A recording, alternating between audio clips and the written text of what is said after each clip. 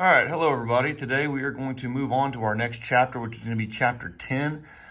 We skip chapter 9. We don't worry about chapter 9 in our course, so we just do chapter 10 next. So chapter 10 is going to be about money and banking, so it's going to be real simple. The first section is going to be about money, and the second characteristic is going to be about banking. Now, as far as money is concerned, obviously, everybody likes money. Kind of want to talk about different kinds of money, what money does, why money is important.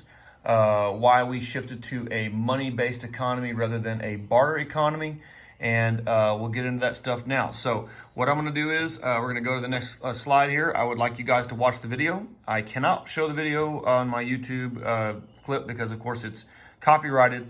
So I'm going to pause the video for a second.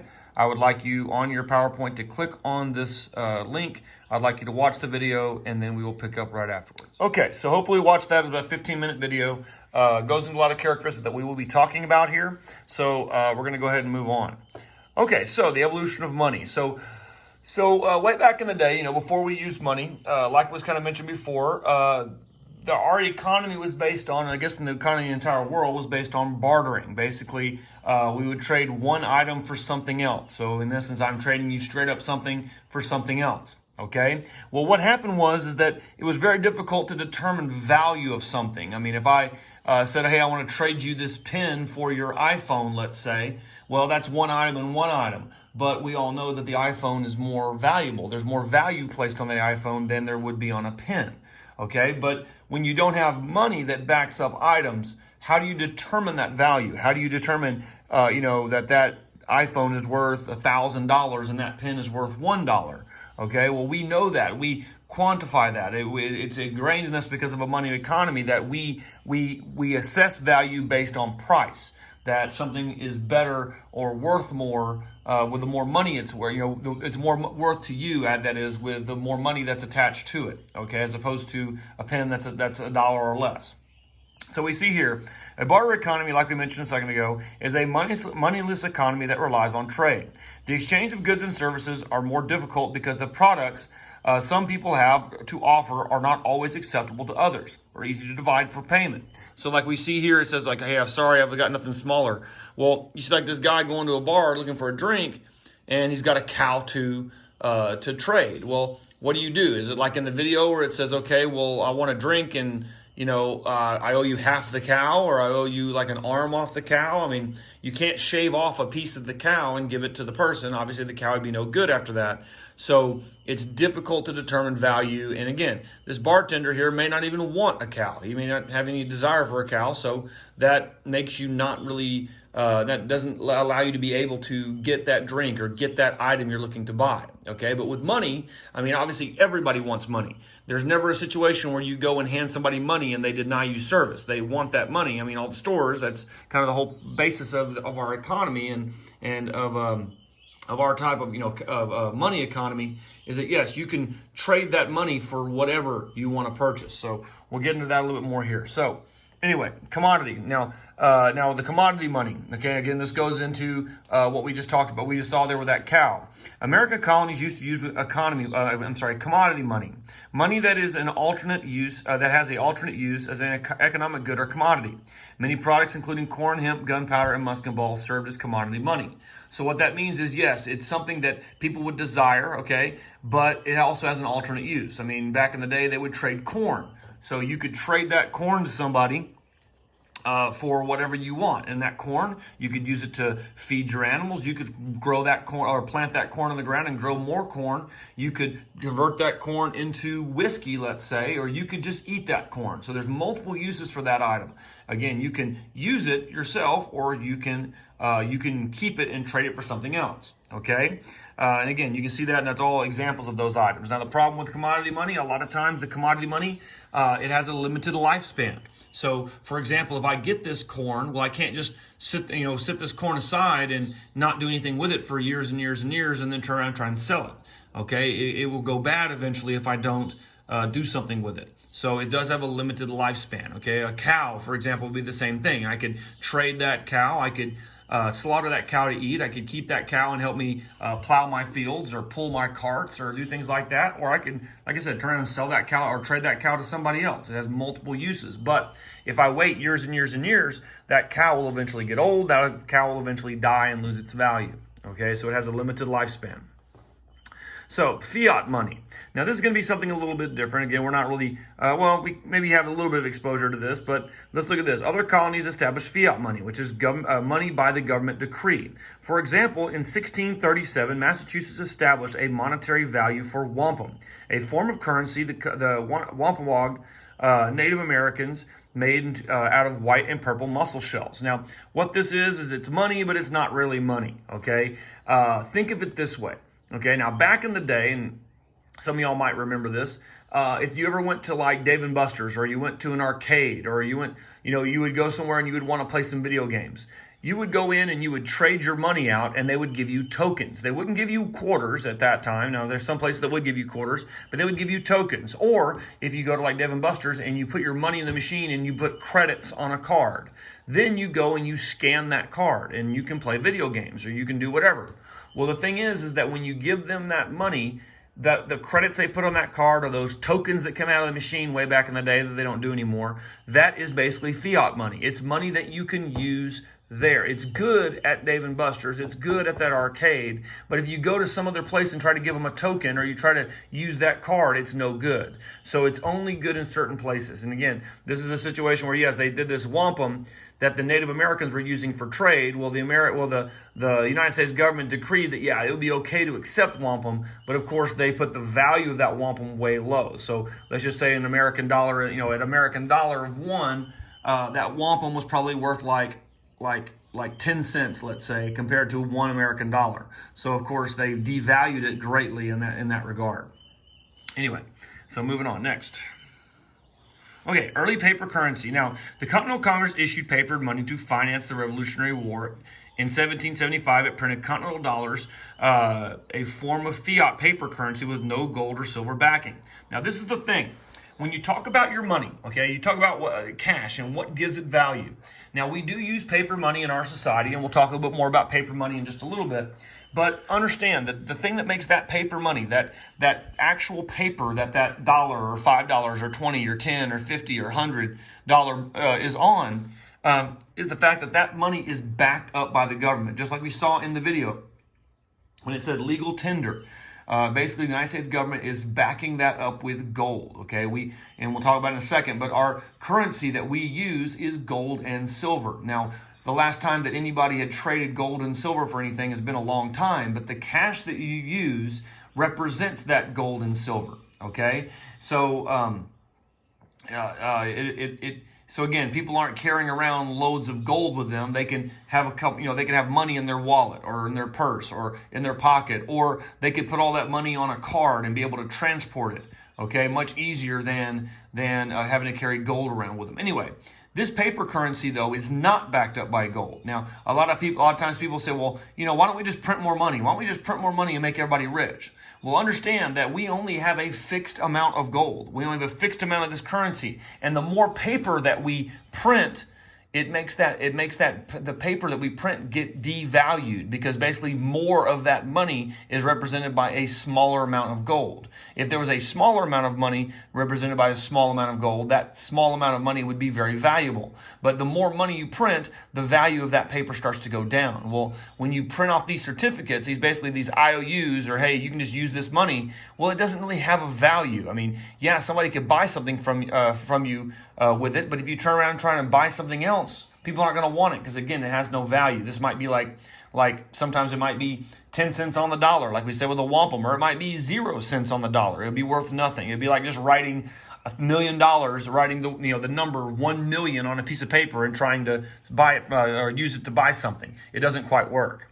Okay. Now, what happened is that this caused a lot of people to go in debt, because, like it says here, they had printed so much it was virtually worthless. Okay, we also saw that this talks about this in the Revolutionary War. We also saw this in Germany after World War I, where they did not have very much gold to back up their money, and so they just started printing and printing and printing and printing to the point where their money was virtually worthless.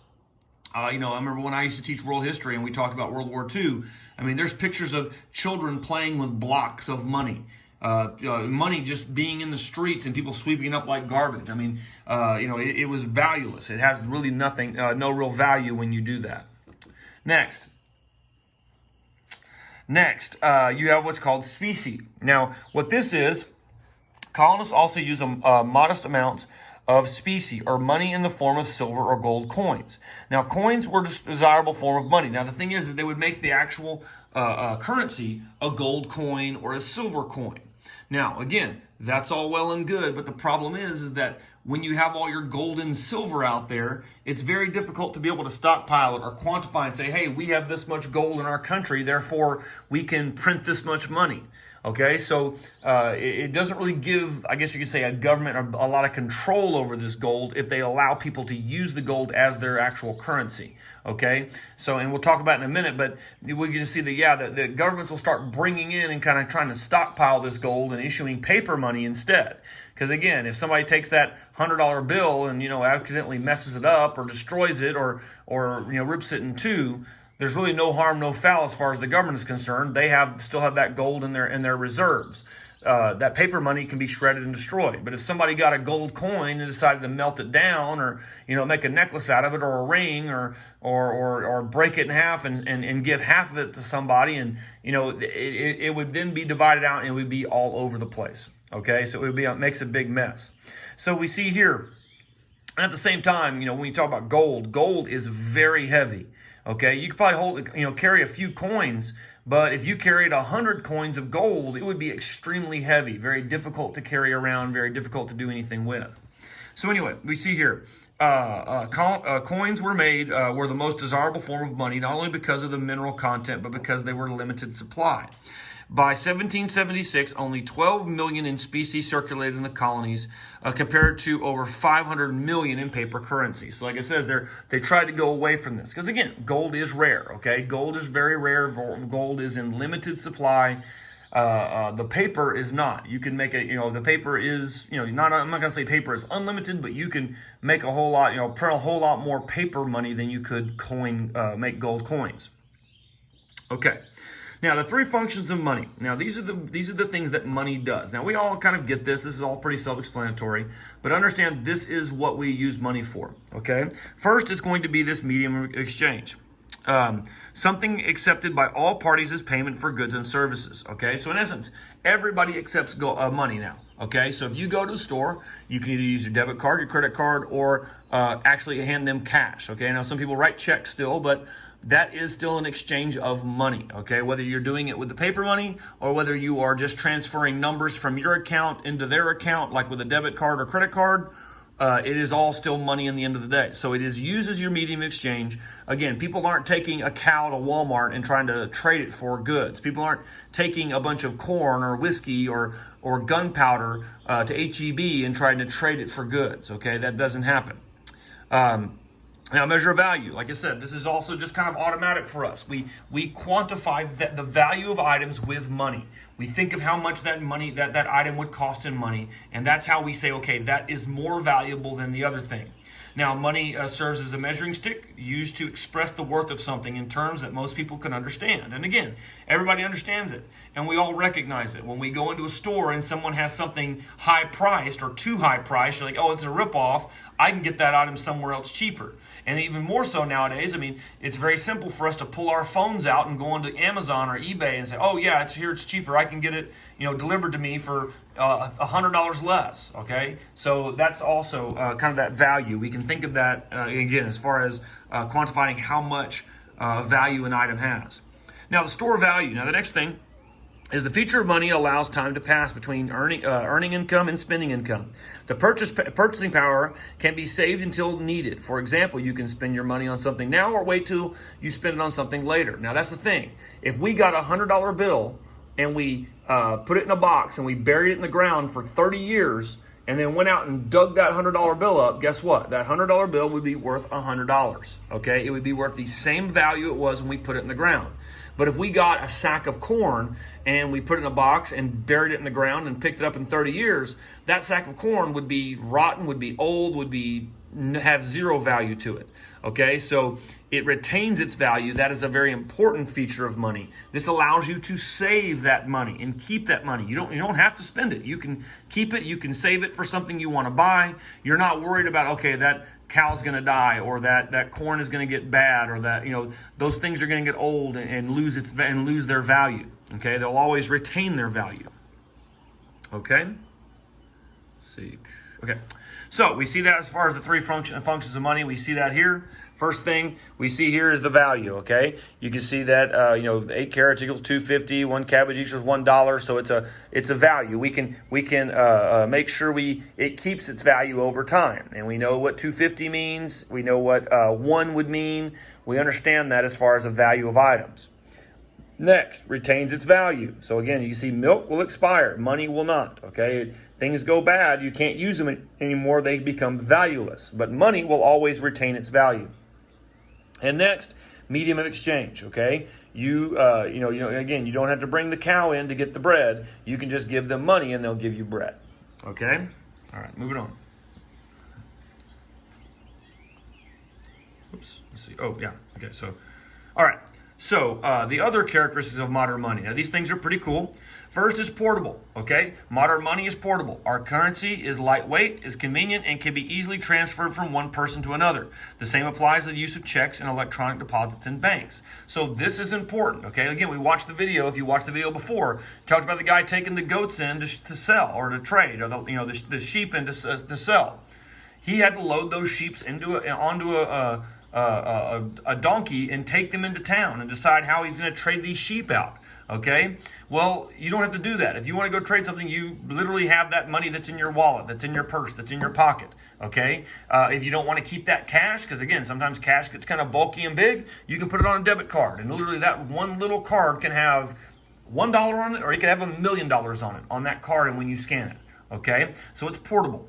Durable money, modern money is reasonably durable. Metallic coins can last about 20 years under normal use. Paper currency is also reasonably durable, with a $1 bill lasting about 18 months in circulation. So what happens is when you buy things with money, okay, that money gets circulated through a bank. So if you buy it from a store, that store will deposit it in their bank. When that paper money, you understand that it's not like the old days you'd think of, like banks, or like the old movies where it shows like somebody going to a bank and then the vault, like everybody has their own individual little cubby in that vault, and they stack the money up in that cubby. That's not how it happens. When you deposit money in a bank, they literally just put numbers into your account. Basically put numbers onto a program. That cash money, that actual paper money, gets filtered through the bank, and it goes from the bank to the government. And what they do is they look, and if there's dollar bills or coins that are destroyed or in bad use, or in bad they're kind of worn out, they will kick them back to the treasury, and they will destroy them, and they will print new money, new cash, and they will coin new or mint new coins to replace those that are kind of destroyed. Okay, but again, it's relatively durable. All right, you can take it out, you can have it in your wallet, you can wad it up in your pocket, you can do whatever. Okay, it lasts. Next, divisibility. Modern money is divisible. A penny is the smallest denomination of coins, is small enough for almost any purchase. In addition, people can also write checks for exact amounts of purchase. Now, the thing with this, yes, I mean, you could literally do exact change for everything, okay, when it comes to an item, as opposed to, again, we watched that video before where the guy wants to buy that flour, but like they want the flour for like, a half of a goat. Well, he's not going to cut that goat in half and give it to the guy. That goat is not divisible. Money, on the other hand, is. You're going to buy flour, and that flour is $2.50, and you have a $5 bill. You will get $2.50 back. I mean, it is divisible. You can divide it out. Now, limited supply. Modern money is also in limited supply. The Fed monitors the size of money supply and takes steps to keep it from growing too fast. Okay. Now, they don't want it to grow too fast. Now understand, I didn't say they don't want you to become rich, and they don't want America to gain more money. They just don't want to print more money than they have gold. Okay. And when we're doing these positive,